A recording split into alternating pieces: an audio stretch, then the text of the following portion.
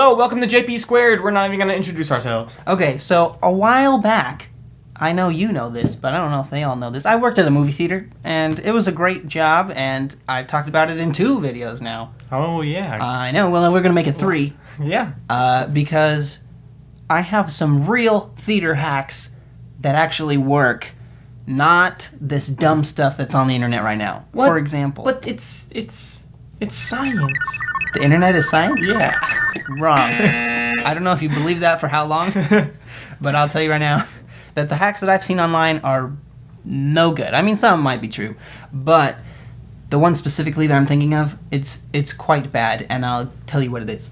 So this article said, if the theater lets you pump your own butter with the dispenser, then take your popcorn and stab a straw down into it, and then pour the butter down the straw, and now voila, you have butter all throughout your popcorn.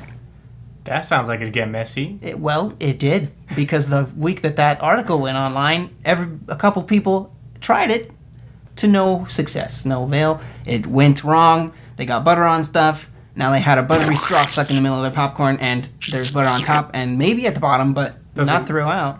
It wasn't a magical straw that leaked holes through. So does it actually layer it throughout the bag? Not at all, but you know what you can do? That's hack number 1. Just ask the concessionist to do that for you. Hey, can you layer the popcorn with butter? So just talk to another human and request something with your vocal cords. Yes. It works, you guys. Leave it to the professionals. They'll layer your popcorn with butter. If that's the kind of thing you like. Okay. Very cool. Are you ready for more? That's just a taste. Yeah. A buttery taste of what's to come. Okay, you ready for more? Yeah, man, learn me. The movie, everyone's like in a mad rush to get there right when it starts at the time, but it's about 10 minutes of trailers. So if you're running late and you don't care about trailers, you can still get in. Like, it's average 10 minutes before it starts. Right, so don't panic. If you get there and it's like 2 minutes before the actual start time, you can go to the concession stand and still do... You can still go and get your popcorn later. You got like 10 whole minutes right. of And now it'll be more difficult to find your seat because it'll be more dark. But, and people will be like, I'm sitting here already. But we'll get to that.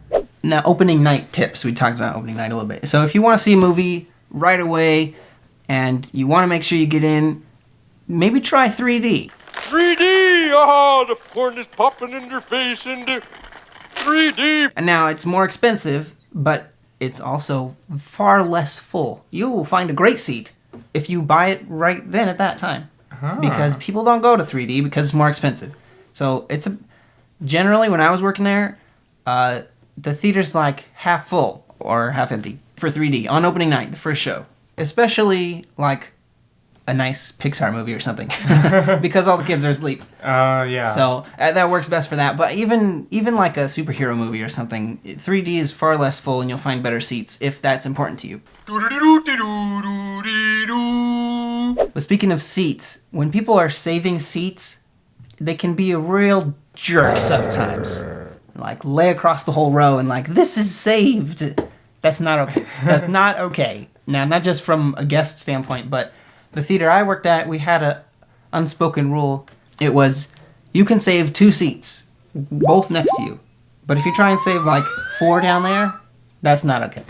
Now that's just open to speaking anybody. from the savee side, I mean, yeah, I hate it. I feel like such a jerk if I have to save seats. So here's maybe more of a tip for the person who wants to do that is, you just need to get on your friend's back and tell them, hey, if we're gonna see this movie, guys, get there. I'm gonna tell them if you're the lead man, or woman, just tell them, guys, I'm gonna come this time. So guys, just like try to get here this time, because I don't want to tell them that you don't want to look like a jerk having to save seats. Show them, you just have to convince them, make them see that it's really a jerk thing to do to try to save seats for a super long time, Especially if there's a lot. If there's just a couple, no big deal. Right, but once you got like 5 or so friends and the closer it gets to the movie starting, like if the trailers are on, all bets are off. Stranger can sit next to you. Your significant other is out of luck if they're still buying popcorn. Yeah. Now, if there's a big group, then split people up. Say, like, we're all going here to save. Don't send one person to save all the seats so everybody can buy their own. Just buy stuff for people and it'll be fine. There you go. That sounded... Right. Maybe someday we can do a video about my biggest pet peeves and we can talk about trying to schedule people to go watch a movie with you. That's been some of the toughest of all of the difficult things I've done in my life. Trying to get a big group of people to see a movie is pretty high on the list of difficult things. Yeah, lately I just... Yeah. You know, lately you just don't tell anybody you're going and you just go and watch them without your best friend. That's true, but yeah. Oh, there it is. There's a secret menu on some places that nobody knows about except the people that are working there because they get creative. Ooh, yeah. So if you go to a theater that has cinnamon pretzels, you can get cinnamon popcorn if you ask nicely and the concessionist isn't another jerk. And you're like, that's weird. I don't want to try that. It's really good. It's like it's the same as like eating a churro. It's just corn with cinnamon and sugar on it. It's delicious. And if you drizzle the butter, oil, it's not real butter, it's oil. If you drizzle that and then it sticks on there, it's so good. Just try it. So good. Bring your own water or go get water at because see, we had the big cups at that Harkins, so I would just go and bring my giant cup, and I want water, which is free in most places, especially Arizona, because you could die if you don't give somebody water. Stay hydrated. You mean you can die if you don't get water? That's what I said. No, you said if you don't give someone water, you could die. Well, that's true, so too. that person will get punished it for is not giving Well, water. it is the death penalty here. I don't know if you knew that. No, that's not true. So drink your water, or bring your own cup, get water filled, and then put some powdered lemonade or tea or delicious drink in there, Kool-Aid, and there you go. You got yourself a sweet drink that is actually close to free. I mean, you have to pay for the Kool-Aid or whatever, but that's at the store and that's like 10 cents. So there you go. Customization. Genius! Now, what do you suppose is the best seat in the entire theater? Well, Jonathan, I would say that it is the middle bar seat, because not like bar where you get a drink and you get drunk and stuff. Although some theaters have that. Yep. And I'm the talking middle about- would probably be the I'm best. talking about the first seat in the second. That's called a stadium seating. Okay, yeah. So the middle seat of the first row of the stadium seating where you have a bar to rest your feet on. If you are sitting in the stadium seats, people a lot of times go straight for that. They get in first and they go up the stadium and like right in the middle of the theater. But then you're trapped and you don't have much room for your legs. But if you sit closer down, you got more room for your legs. If you're worried about how many seats are going to be left, like I'm a little late, like what am I going to do? I don't know if I'm going to have a seat.